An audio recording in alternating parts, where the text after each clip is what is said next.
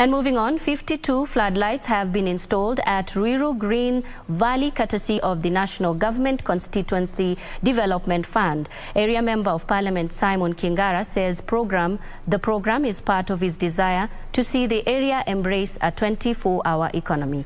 The lights, according to the legislator, besides boosting the economy, will also help improve security in the area.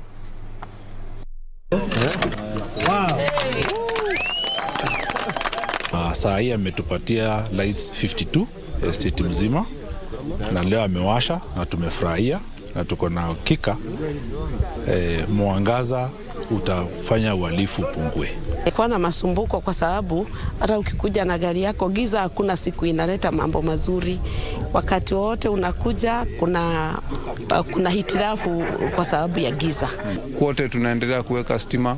Nishukuru serikali kwa sababu imetupatia zaidi ya mataa 9,000 zile zitakuwa zikiwekwa katika eneo bunge lote la Ruiru ambao liko na zaidi ya wakaaji 1,600.